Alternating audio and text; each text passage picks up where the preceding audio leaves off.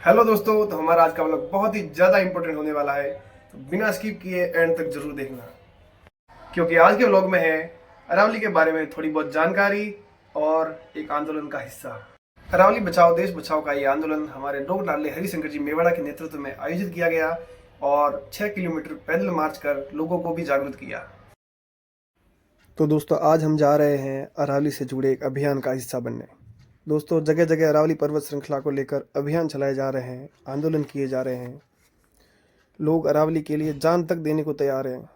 तो वैसे तो अरावली पर्वत श्रृंखला क्या है ये सभी लोग जानते हैं, लेकिन लोगों के मन में कई सवाल उठ रहे होंगे, जैसे यह इतनी महत्वपूर्ण क्यों है, अरावली चर्चा में क्यों आ गया, जैसे कई सारे सवाल। तो दोस्तों, अरावली पर्वत श्रृंखला लगभग 800 प्लस किलोमीटर लंबी है और ये 4 राज्यों में फैली है। दिल्ली, हरियाणा, राजस्थान और गुजरात, ये 4 राज्य हैं जिनमें ये अरावली पर्वत श्रृंखला फैली हुई है। इसकी सबसे जो ऊंची चोटी है वो गुरु शिखर है। तो यह तो हो गई अरावली के बारे में जानकारी। अब मुख्य मुद्दा क्या है, अरावली इतनी चर्चा में क्यों है। सुप्रीम कोर्ट ने पर्यावरण मंत्रालय, FSI, राज्यों के वन विभाग, भारतीय भूवैज्ञानिक सर्वेक्षण और अपनी समिति के प्रतिनिधियों को लेते हुए एक और समिति बनाई और इस समिति को अरावली की परिभाषा तय करने की जिम्मेदारी थी। अब इन्होंने रिपोर्ट तैयार की और इसमें कहा गया कि अब सिर्फ 100 मीटर से ऊंची पहाड़ियों को ही अरावली पर्वत श्रृंखला का हिस्सा माना जाएगा। तो दोस्तों, इसका मतलब तो ये हुआ कि जो 100 मीटर से कम है वह अरावली ही नहीं है। अगर ऐसा है दोस्तों, तो सरकारी आंकड़ों के अनुसार राजस्थान की सिर्फ 8 से 10% ही पहाड़ियाँ ऐसी है जो 100 मीटर से ऊंची है। तो दोस्तों, आज हम इन्हीं सब मुद्दों को लेकर आ गए हैं इस अभियान का हिस्सा बनने के लिए।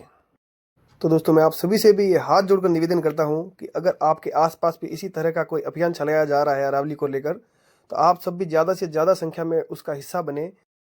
दोस्तों, वैज्ञानिकों का कहना है कि अगर ये अरावली की पहाड़ियाँ ना होती तो जो उत्तरी भारत है वह रेगिस्तान में तब्दील होना शुरू हो गया होता।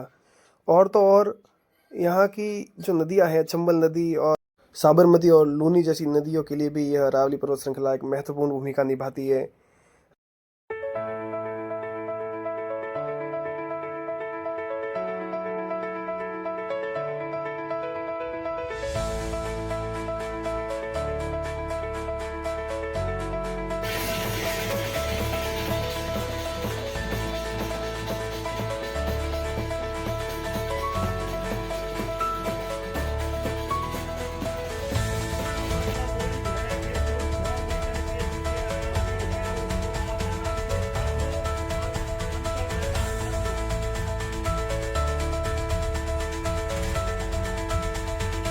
लेकिन आप लोगों का आशीर्वाद फिर जो आप लोगों ने दिया मेरे को, वो सदैव मैं याद रखूंगा।